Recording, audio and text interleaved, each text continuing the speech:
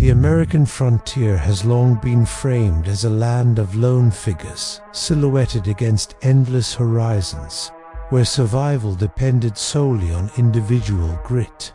Popular imagery shows settlers carving out lives in isolation, separated by miles of unforgiving terrain. But this familiar narrative leaves out an essential truth.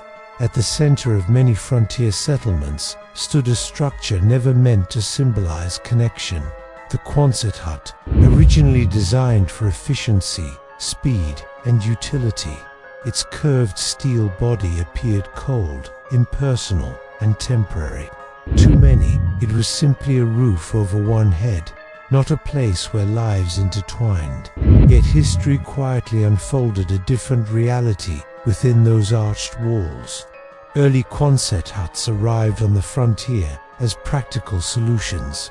They were easy to assemble, durable against harsh weather, and economical at a time when timber was scarce and labor stretched thin. Settlers saw them as shelters of necessity, not as homes of meaning. Each hut stood alone against the elements, reinforcing the belief that frontier life demanded separation. But isolation was never sustainable. The silence, the endless labor, and the psychological weight of distance pressed heavily on those who lived there. Over time, the hut's purpose began to change, not because of design, but because of human need. As seasons passed, settlers realized survival required more than shelter. It required shared knowledge, shared effort, and shared hope. The Quonset hut, with its open interior and protective structure, unintentionally invited gathering. One person seeking warmth became two. Two conversations became many. Slowly, the myth of the lone frontiersman began to fracture. The hut stopped being just a place to endure the night and became a place to endure life together. Before we go deeper, ask yourself this: if frontier survival truly depended on isolation, why did so many communities form around spaces never meant for gathering? And why does history rarely acknowledge the quiet cooperation that made survival possible? Welcome to Western Tales Official, where we uncover the overlooked stories of the American West. If you value deep historical storytelling and narratives that challenge popular myths, subscribe now and become part of this growing community. Necessity has always been the architect of human connection. On the frontier, necessity was relentless. Harsh winters, limited supplies, and unpredictable danger made solitary living impractical. The Quonset hut offered something rare, a space sturdy enough to host more than one life at a time. What began as occasional visits for warmth or tools slowly transformed into regular gatherings. A pot of food simmering inside a hut drew neighbors from miles away. Meals, once eaten alone, became shared rituals that stitched people together. Inside these huts, conversations replaced silence. Settlers exchanged farming techniques, repair strategies, and warnings of approaching storms.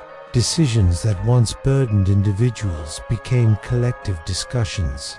The hut's curved walls amplified voices, turning casual talk into communal dialogue.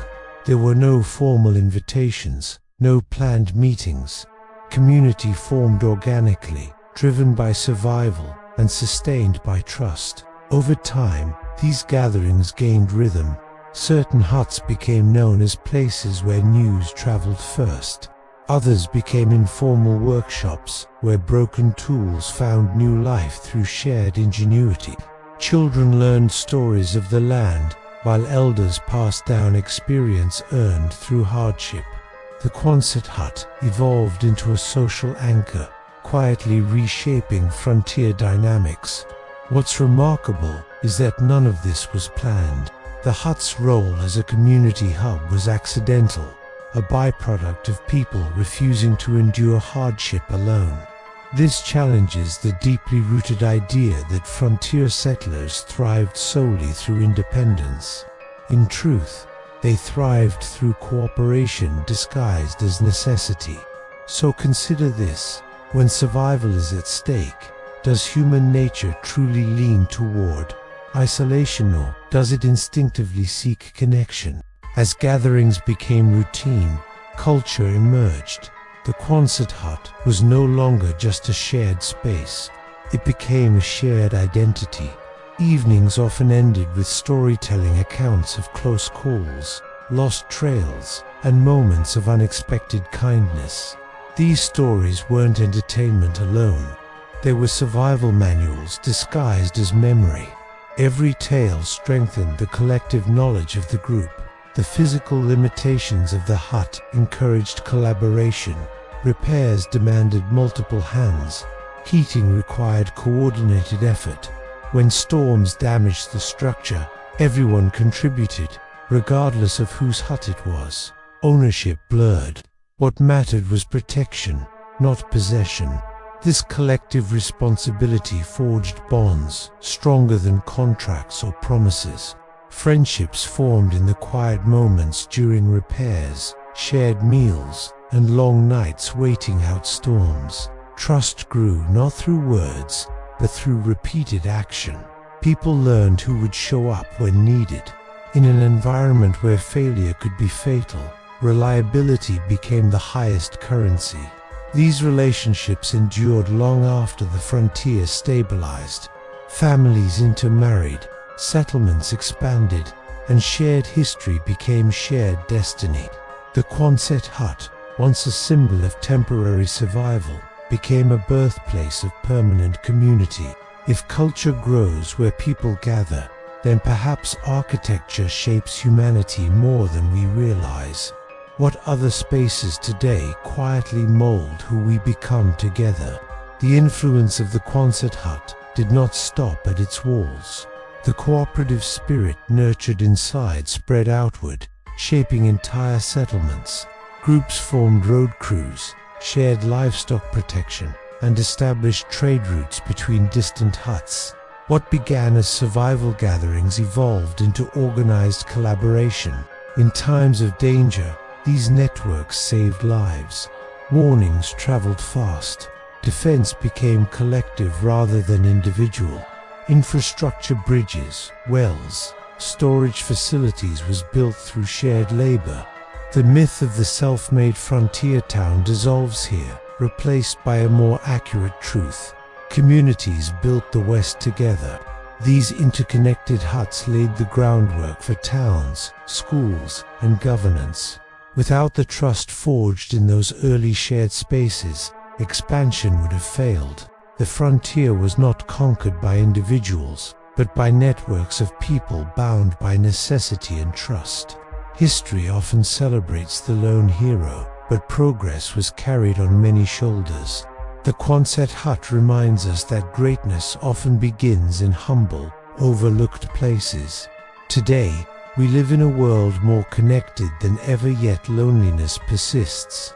The story of the Quonset hut offers a powerful lesson. Technology cannot replace physical presence. Community is built through shared space, shared effort, and shared vulnerability. Modern third places like community centers, cafes, and workshops echo the role of the hut. They remind us that connection happens not through design alone, but through openness. The frontier settlers didn't plan to build communities. They allowed them to form. The Quonset hut's legacy is not steel or architecture. It is proof that humans survive best together. Even in the harshest conditions, connection emerges when people choose cooperation over isolation. As we close, ask yourself, where are the modern huts in your life? And what connections might be waiting if you step inside? This has been Western Tales Official. If stories like this matter to you, stories that challenge myths and uncover forgotten truths, subscribe now and continue this journey with us.